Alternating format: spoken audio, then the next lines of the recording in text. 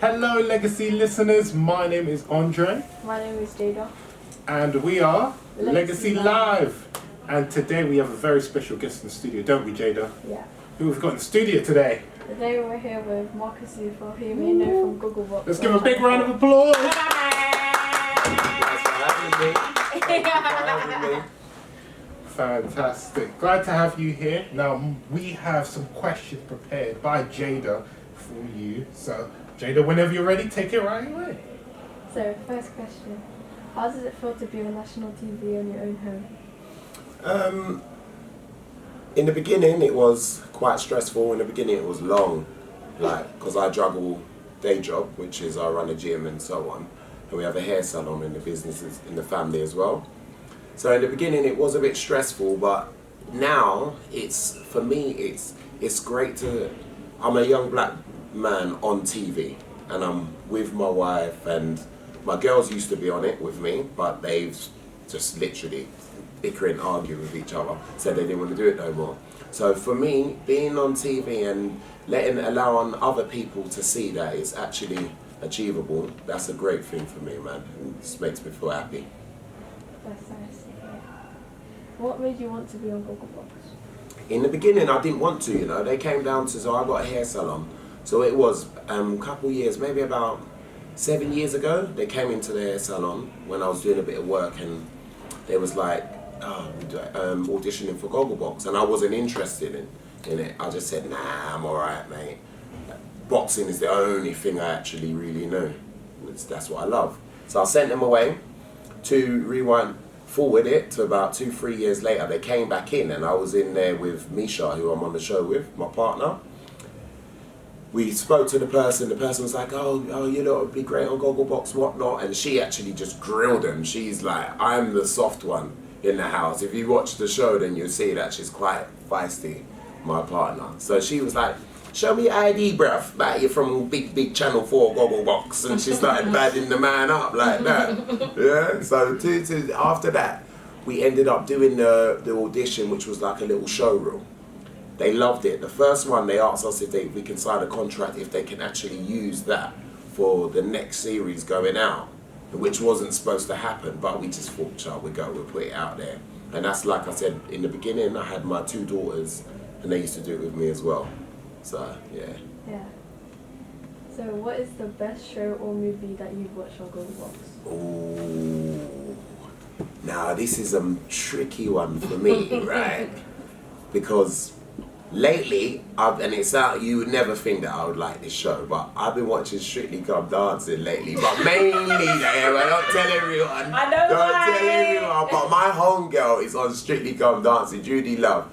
Yeah, she used to send her kids down to my boxing gym and whatnot, and so supporting her on there has made me see like, yeah, and then they got Bashment Week on there, and there was all Willie bouncing on that something there. I said, yeah, all right, things are starting to change, and that's what I like, because as a black man, when you see black people on TV and they're doing what you like, man, or people with colour, should I say, and they're doing the things that you recognise when you're growing up, it just makes you feel proud, man. You know what I mean? And it makes that show a bit more sassier, gives it a bit more funk, as opposed to just 1, 2, cha-cha-cha every minute. Every now and then you might want to Willie bounce and bogle, you get me?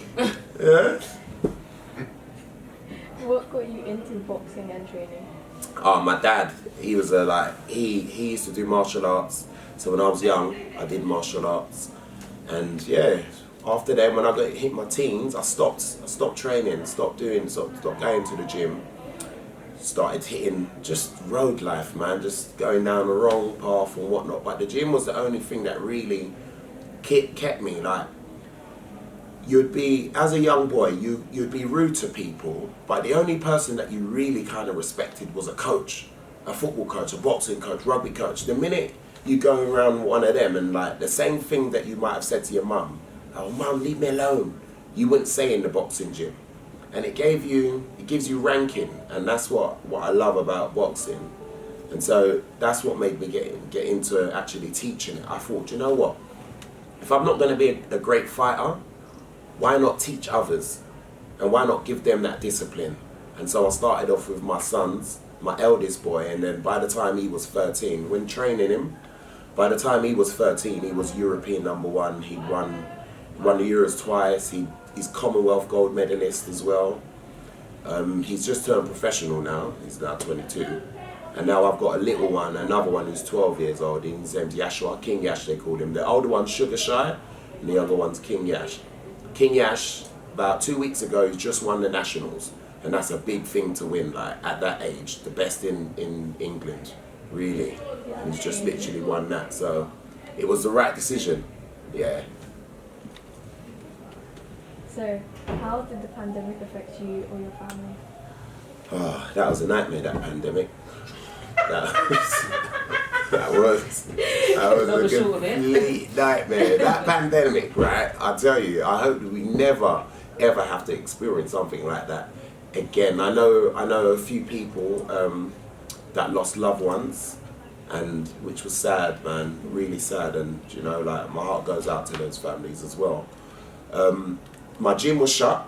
I didn't have no children in the gym, and a lot of people know me from TV, but the majority of people that know me in the ends, they know that the work that I do with kids, man, how much love I've got for, like, the young boys, and my gym's ran with them. So to not have them in the gym, that was hard, man. And then tutus, I see them like 2 months later and everyone's all chubby and no one ain't done no running or nothing. They're just in the house yamming food. Yeah, that got me vexed still. So the pandemic was a nightmare, man. No more pandemics. Yeah. How are you celebrating Black History Month? So I celebrate Black History Month in our gym. What we do, we tend to, like, I run a play scheme as well in the summers and whatnot. So we have a lot of pictures up in our gym, which was like literally boxings and martial arts is full of black people. Yeah. So what the young people do, they get to pick a picture or pick a poster that they like of somebody who's inspired them, somebody in boxing or in mixed martial arts. We get them up and we put them all up in the gym, and that's what we're doing. We continue to do that until we get rid of that building, even if we have to put pictures on the ceiling because we ain't got no room. Black people are going to be everywhere in that place, man. That's good. So, how did you learn about Legacy?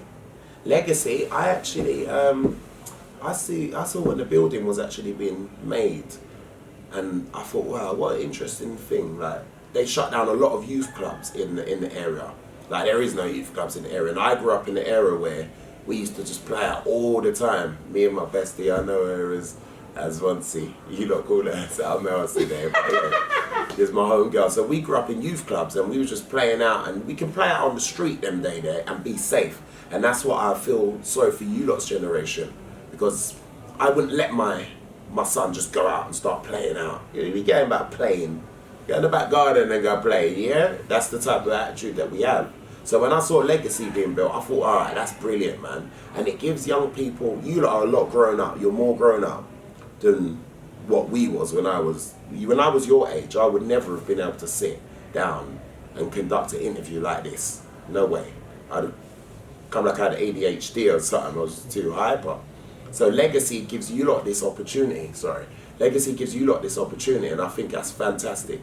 In here, they've got everything. They've managed to squeeze so many things that young people like and they can access into a small building, really, with the amount of things that they have in here. And to me, that's fantastic, man. And like, for the staff, I big up the staff, man, because this ain't life-changing money, working with young people. More time you end up giving back more, and you end up losing money working with young people, because it's a love thing. And so the staff in Legacy, I give them a 10 out of 10, man. Big clap. Me too. Yeah. What is your drive to motivate people or young people? Ooh, my drive, man, to motivate young people. Work effort is the biggest thing. Like, you haven't got to be the most talented at anything. Some more time, right? The most talented people are the people that don't make it. The majority of people that make it in life are the ones that work hard. So I would rather have a work effort, hard working effort out of more than talent any day of the week. Because some things you can teach over time, you know, and God grants favor If you're working hard at something, you just get better and better and better and better. So work hard, that's all I say, man. Work hard, work to the best of your ability. And that sounds very cliche and corny. Most people say, oh, just do your best. But it's true. I used to think adults were just old, just chatting foolishness to me when I was younger. But just do your best, man. Do your best in whatever it is you love doing, and you will succeed. The beginning, you'd feel like you're not going anywhere. But there's a point where you have to break over the barrier. Yeah, you understand what I'm saying? Yeah. So if you're working at this level and you're feeling like you're just procrastinating or you feel like you're not getting anywhere, sometimes it's just a test. What a lot of people do, and I'd say 90% of people in the world, they quit when it gets tough. If you want to be the 10%, when it gets tough, push harder. Keep on pushing and you'll break that barrier, man, and you will get to where you want to be in life. And I give that for all young people. What message would you give to a young person that would like to be like you? Behave yourself and not mess around at school. No, I'm only joking. Alright. For young people that want to be like me, just work like I did it from working hard. I work so hard, and I have done since I was 13. Started my first job when I was 13, working in little greengrocers. And then we had, I tried to, by the time I was 15, I was renting a space at the back of the greengrocers, and I had 2 of my friends working for me, and I had a hand car wash. You know, I wasn't very book smart at school, and no matter what I would do, it just didn't really sink in. But that doesn't mean you should give up. Like, everybody's made for books. You know, you must try and you must give it your all, but not everybody. So just for young people, just work hard. It doesn't matter if you're the best mathematician or you're the best reader.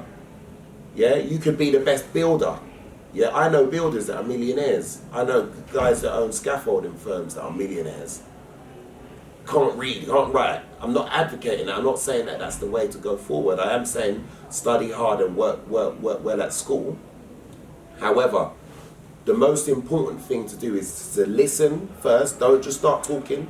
Listen first and work hard. Thank you very much. Thank you for having me, man. I really appreciate coming down. Yeah, it's been brilliant. Well, for both of you, it was amazing. Woo! Thank you, listeners, for listening. I'm Andre. I'm Jayda. And we're over and out. Thank you so much for coming down. Thank you for having me, boy.